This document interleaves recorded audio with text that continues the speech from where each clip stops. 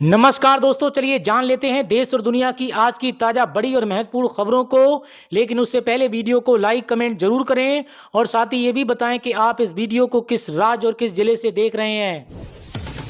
PM किसान सम्मान निधि योजना की 21वीं किस्त को लेकर आया बड़ा अपडेट। किसान भाइयों को जल्द मिल सकती है 2000 रुपए की राशि। प्रधानमंत्री किसान सम्मान निधि योजना की 21वीं किस्त जल्द खाते में आ सकती है। कई मीडिया रिपोर्ट्स की माने तो अक्टूबर के आखिरी हफ्ते या फिर नवंबर के पहले हफ्ते में आने की संभावना है। प्रधानमंत्री नरेंद्र मोदी का 24 अक्टूबर को मिशन बिहार समस्तीपुर से करेंगे आगाज। जायसवाल ने बताया पूरा प्रोग्राम। बिहार में ताबड़तोड़ रैलियां करने जा रहे 24 अक्टूबर में मिशन बिहार शुरू होगा, जिसका आगाज समस्तीपुर से प्रधानमंत्री नरेंद्र मोदी करेंगे। फिर बेगूसराय में भी रैली करेंगे। दूसरा प्रस्तावित दौरा 29 अक्टूबर 2025 को है। दिवाली से पहले केंद्रीय कर्मचारियों के लिए बड़ी खुशखबरी। 60 दिनों के बोनस का ऐलान। दिवाली के मौके पर केंद्र सरकार ने अपने कर्मचारियों के लिए बड़ा तोहफा दिया है। संचार मंत्रालय ने डाक विभाग ने एक आधिकारिक आदेश जारी करते हुए वित्त वर्ष 2024-25 के लिए उत्पादकता लिक्विड बोनस का ऐलान किया। आदेश के अनुसार डाक विभाग के कर्मचारियों को वेतन के बराबर बोनस दिया जाएगा। आपको बता दें कि सरकार का ये कदम कर्मचारियों की मेहनत को मान्यता देने के साथ साथ त्योहारी सीजन में उन्हें वित्तीय राहत भी प्रदान करता है। सरकार ने जीएसटी पर लिया बड़ा फैसला। नोटिफिकेशन भी हुआ जारी। टैक्स पेयर्स के लिए बड़ी खबर है। सरकार ने जीएसटी रिटर्न से जुड़ा बड़ा फैसला लिया है। अब टैक्स पेयर्स 25 अक्टूबर तक GSTR 3B फॉर्म भर सकेंगे। सरकार ने ये फैसला 19 अक्टूबर को लिया है और इसकी जानकारी central board of director taxes and customs ने एक नोटिफिकेशन के जरिए दी है। यानी अब टैक्स पेयर्स को इसके लिए 5 दिनों का और समय GST मिला है। उत्तर प्रदेश के मेरठ में उत्तराखंड के पूर्व मुख्यमंत्री हरीश रावत का एक्सीडेंट। आपस में टकराई गाड़ियां। उत्तर प्रदेश के पूर्व मुख्यमंत्री हरीश रावत मेरठ के कंकड़खेरा में हाईवे पर हादसे का शिकार हो गए। अचानक ब्रेक लगने से उनकी कार डिवाइडर से टकरा गई। हादसे में किसी को भी चोट नहीं आई है। केंद्रीय कर्मचारियों और पेंशनर्स के लिए बड़ी खुशखबरी। सरकार ने दिवाली से पहले किए 5 बड़े ऐलान। दिवाली से पहले केंद्र सरकार ने अपने लाखों कर्मचारियों और पेंशनर्स को खुशी करने वाला पैकेज जारी किया है। 8वें वेतन आयोग की घोषणा का इंतजार कर रहे कर्मचारियों के लिए भले अभी कोई अपडेट नहीं आया हो, लेकिन सरकार ने इस त्योहारी सीजन में 5 बड़ी घोषणाएं कर दी हैं, जिसमें महंगाई भत्ते में बढ़ोतरी, बोनस और CGHS दरों में संशोधन, यूनिफाइड पेंशन स्कीम की समय सीमा बढ़ाना और डिजिटल लाइफ सर्टिफिकेट अभियान शामिल है। सीएम योगी ने राम की पेड़ी पर की मां सरयू की आरती। 26 लाख दीपों से जगमग हुई अयोध्या। रामनगरी अयोध्या में 9वां दीपोत्सव मनाया जा रहा है। राम की पेड़ी समेत सरयू तट पर बने 56 घाटों पर 28 लाख से अधिक दीप जलाए गए। इनमें 26,11,101 प्रज्वल दीपों का वर्ल्ड रिकॉर्ड बना। Guinness book of world record की टीम इस कीर्तिमान को दर्ज करने के लिए खुद अयोध्या मौजूद रही। इससे पहले उत्तर प्रदेश के मुख्यमंत्री योगी आदित्यनाथ अयोध्या पहुंचे। उन्होंने यहां पुष्प विमान रूपी हेलीकॉप्टर से राम, लक्ष्मण, सीता और हनुमान के स्वरूपों का रामकथा पार्क हेलीपैड पर आगमनी की। नायाब सरकार ने बुजुर्गों को दिया दिवाली गिफ्ट। पेंशन में की बढ़ोतरी। अगले महीने से मिलेंगे 3,200 रुपए। हरियाणा सरकार ने बुजुर्गों को दिवाली का तोहफा देते हुए सामाजिक सुरक्षा पेंशन में 200 रुपए की बढ़ोतरी की है। अब पेंशन 3,200 रुपए मासिक होगी, जो नवंबर से लागू होगी। पहले ये पेंशन 3,000 रुपए थी। मुख्यमंत्री नायाब सिंह सैनी ने कहा कि हरियाणा सबसे अधिक सामाजिक सुरक्षा पेंशन देने वाला राज्य है, जहां लगभग 37 लाख लोग इस योजना का लाभ उठा रहे हैं। कृषि और ग्रामीण श्रमिकों को महंगाई से मिली राहत। श्रम एवं रोजगार मंत्रालय द्वारा शनिवार को जारी आंकड़ों के अनुसार सितंबर में कृषि और ग्रामीण श्रमिकों के लिए मुद्रास्फीति दर क्रमशः 0.7% और 0.31% दर्ज की गई। कृषि श्रमिकों के लिए अखिल भारतीय उपभोक्ता मूल्य सूचकांक 0.11 अंक घटकर 136.23 पर आ गया, जबकि ग्रामीण श्रमिकों का सूचकांक 0.18 अंक घटकर 136.42 पर पहुंच गया। दिल्ली में महिलाओं के बाद अब इन्हें भी मिलेगी मुफ्त बस यात्रा की सुविधा। परिवहन विभाग ने तैयार किया प्रस्ताव। राजधानी दिल्ली में महिलाओं के बाद अब ट्रांसजेंडरों को भी मुफ्त बस यात्रा की सुविधा मिलने की संभावना है। परिवहन विभाग ने प्रस्ताव तैयार किया है। इसके तहत ट्रांसजेंडरों को डीटीसी बसों में मुफ्त यात्रा करने की अनुमति दी जा सकती है। सरकार इस प्रस्ताव पर विचार कर रही है, जिससे शहर में घूमने में ट्रांसजेंडरों को आसानी होगी। लव जिहाद पर साध्वी प्रज्ञा का बड़ा बयान, हमारी लड़की हमारा कहना ना माने तो उसकी टांगें तोड़ दो। लव जिहाद पर बयान देकर साध्वी प्रज्ञा ठाकुर एक बार फिर चर्चा में आ गई हैं। प्रज्ञा ठाकुर ने हिंदू लड़कियों पर बयान दिया कि अगर लड़की आपका कहना ना माने तो उसकी टांगें तोड़ दो। बयान का वीडियो अब तेजी से सोशल मीडिया पर वायरल हो रहा है।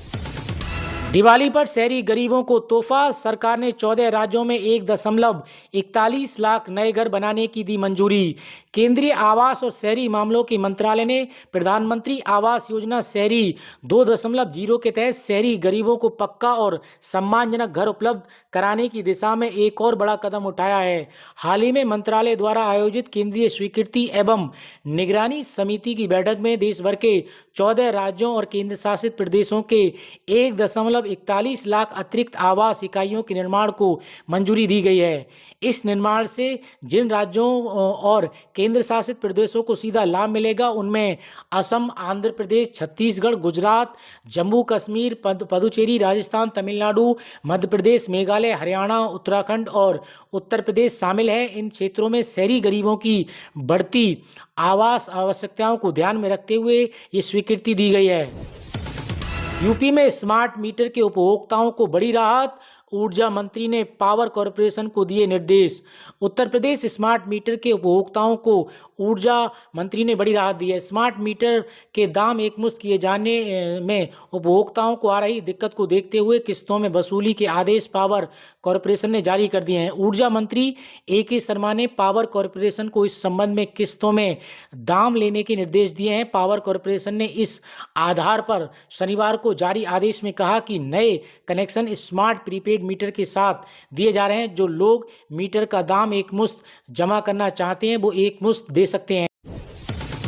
MP के किसानों को Diwali gift, CM doctor Mohan Yadav की घोषणा, सोलर पंप खरीदने के लिए देनी होगी मात्र 10% राशि। मुख्यमंत्री ने इस मौके पर किसानों को दिवाली का गिफ्ट देते हुए बड़ी घोषणा की। डॉक्टर मोहन यादव ने कहा कि अभी तक सोलर पंप खरीदने के लिए किसानों को 40% राशि खर्च करनी पड़ती थी, लेकिन अब उसे मात्र 10% राशि ही खर्च करनी होगी और पंप उसका हो जाएगा।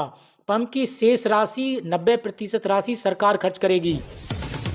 सरकार ने लाखों कर्मचारियों और पेंशन धारकों को दी बड़ी खुशखबरी। नए साल की शुरुआत में सरकार ने महंगाई भत्ता यानी DA में 4% तक की बढ़ोतरी का ऐलान किया है। इस फैसले से कर्मचारियों की आय में सीधा इजाफा होगा और पेंशनर्स को भी हर महीने अधिक पेंशन मिलेगी। इस घोषणा से सरकारी कर्मचारियों और पेंशन धारकों का मनोबल बढ़ेगा। महंगाई दर में बढ़ोतरी को देखते हुए ये फैसला समय की जरूरत माना जा रहा है। इससे लोगों को महंगाई के प्रभाव से राहत मिलने की उम्मीद है और उनकी आर्थिक स्थिति में सुधार होगा। किसान भाइयों को दिवाली का बड़ा तोहफा, धनतेरस और दिवाली पर पीएम किसान सम्मान निधि योजना की 21वीं किस्त के अंतर्गत 1000 रुपये अतिरिक्त मिलेंगे। राजस्थान सरकार ने किसानों की भलाई की दिशा में एक और अहम कदम उठाते हुए उन्हें दिवाली से पहले एक बड़ा तोहफा दिया है।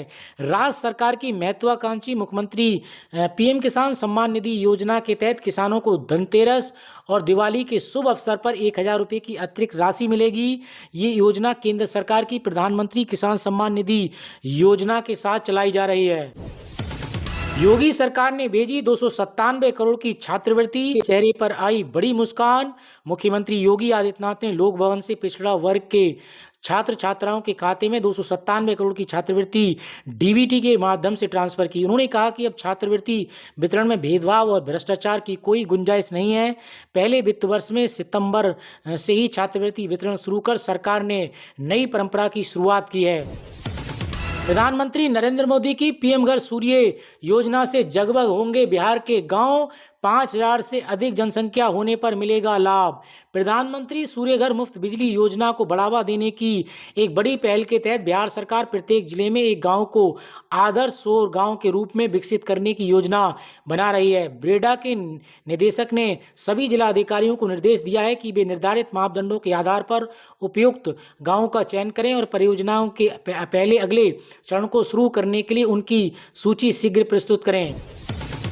यूपी धर्मांतरण कानून के कुछ से संविधान की कसौटी पर खरे नहीं, सुप्रीम कोर्ट की अहम टिप्पणी। सुप्रीम कोर्ट ने उत्तर प्रदेश की विधि विरुद्ध धर्म संपरिवर्तन प्रतिषेध अधिनियम 2021 के कई प्रावधानों की वैधता पर गंभीर सवाल उठाए हैं। अदालत ने कहा कि निजता, अनुपातिक और संवैधानिकता की कसौटी पर इस कानून के कुछ हिस्से खरे नहीं उतरते हैं।